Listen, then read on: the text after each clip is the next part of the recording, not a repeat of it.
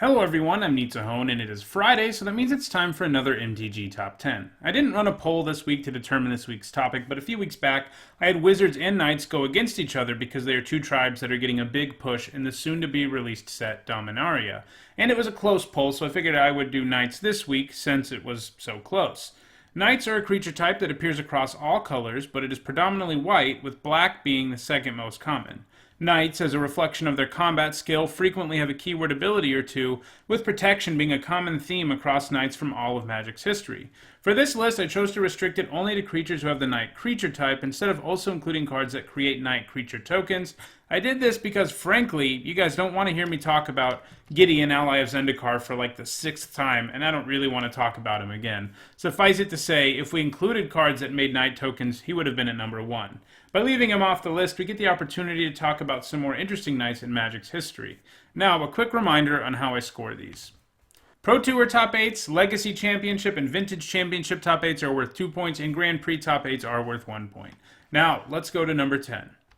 At number 10, we have a Knight that can grant double strike to himself and other creatures, and that is Silverblade Paladin. The Soulbond mechanic meant that you usually played this as a 2-2 with double strike for 3 mana that gave something else that was already in play double strike, and that's a pretty great deal. It was great for aggro decks in both block and standard, being one of the best things you could do with 3 mana. The fact that it had a useful creature type at the time, human, not knight, also helped it out. It hasn't seen play since it rotated out of standard though, and its place on this list is quite precarious, especially with a bunch of new knights being printed in Dominaria. At number 9, we have a knight who pumps a bunch of your creatures, Wiltleaf Liege, who also has the nice ability of punishing your opponent for making you discard it.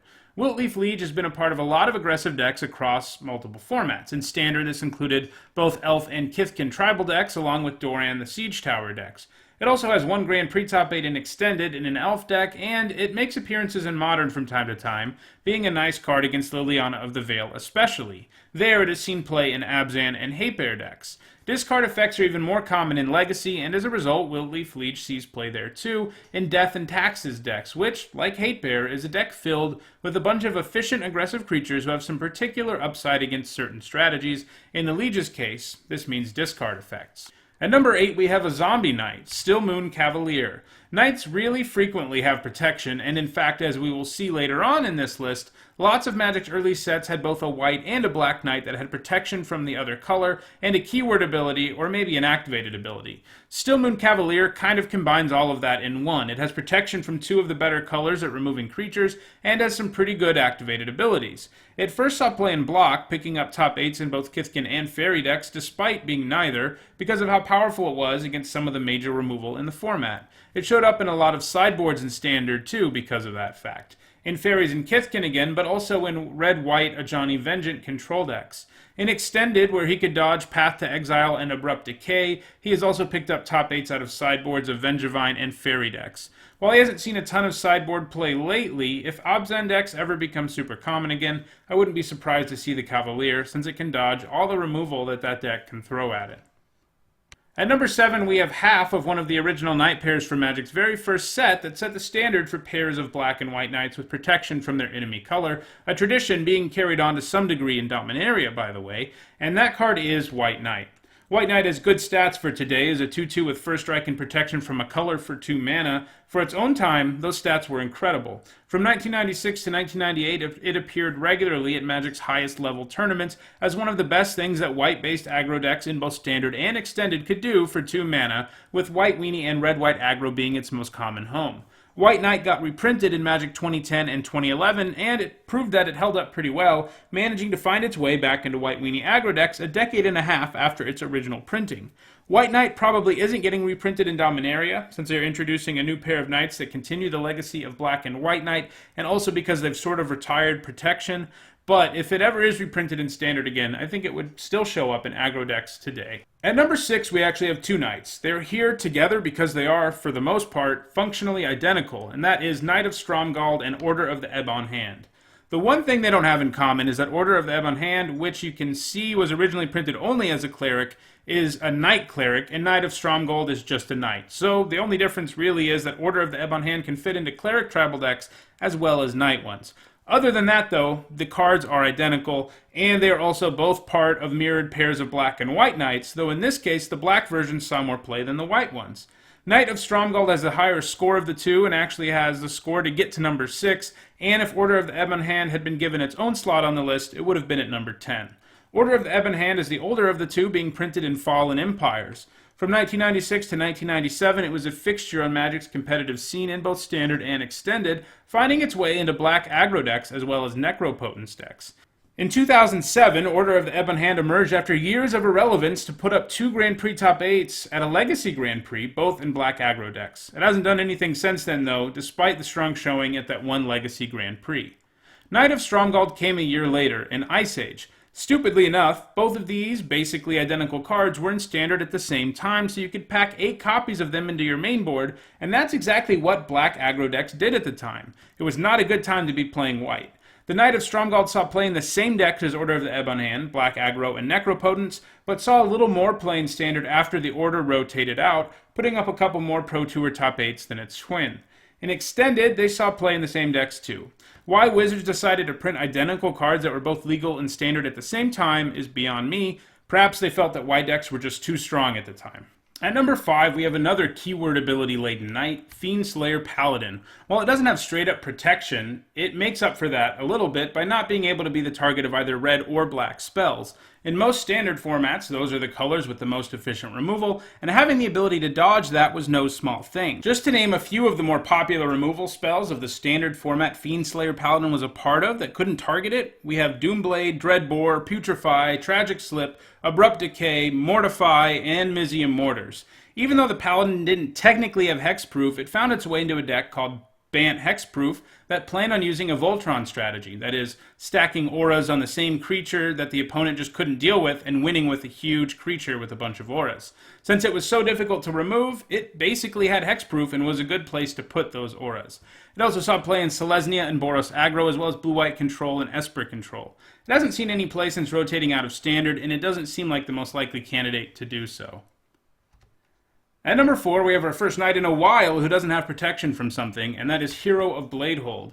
This knight can create its own army, though, since it makes 2/1/1 soldiers every time it attacks, which are effectively 2/1 tokens because of the hero's battle cry ability. That's 7 damage a swing for only 4 mana. Any deck that was going wide was pretty pumped to have this at the top of their curve, as it could generate lethal damage very quickly. Like a lot of knights on this list, it saw play in its era's White Weenie aggro deck, but also Green-White aggro, Cobblade, and some versions of Birthing Pod. While it saw some play outside of block and Standard, it wasn't anything super notable, with 1 Grand Prix Top 8 in Extended in a White Weenie deck in 2011, and 1 Grand Prix Top 8 in Modern in a Black-White Tokens deck in 2012. It seems unlikely to see play in Modern going forward. At number 3, we have a knight who can actually ramp you, Knight of the White Orchid. On occasion, white is given the ability to search its library for planes. This sort of seems like a green ability, but color pie-wise, white has done it a few times, dating back to Magic's first set. The only catch that white usually has is that you have to have fewer lands than your opponent, then you can go crazy searching for lands. If you are the one on the draw with Knight of the White Orchid, it isn't that hard to just naturally have fewer lands than your opponent when you play this, and it provides some serious value when you can do that. The good news is, even when you don't get to search your library for a land, you get a creature with reasonable stats in first strike. Originally printed in Shards of Alara, Knight of the White Orchid benefits from the fact that it was also reprinted in Magic Origins.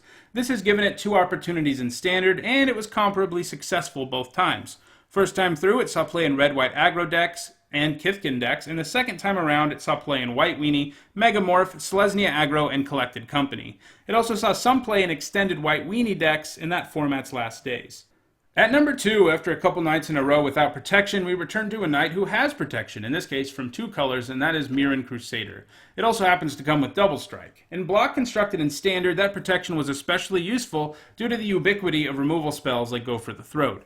It found its way into most white-based creature decks, including Boros Landfall, Cobblade, and various White Weenie decks. The Crusader has found its way into Modern too, where it is an especially useful tool against Jund and Abzan decks, since it dodges a lot of their removal while not being afraid of Tarmogoyf. In Modern, it sees play in Hate Bear decks, Collected Company decks, and recently it has also been featured in the human tribal decks that have ascended to the top of Modern in recent months. So it seems likely that he will continue to put up points, perhaps even threatening the number 1 card on this list, if human decks continue to be as dominant as they are right now in Modern. And at number 1, we have a knight who is both green and white, Knight of the Reliquary. This knight can do a lot of nifty things. She gets pumped by lands in your graveyard, which is great, but on top of that, she can fill your graveyard with lands with her activated ability, In other words, she fuels herself. That same ability is quite strong because it allows you to search your library for any land, not just basic ones, and when you do, you get to put it into play untapped.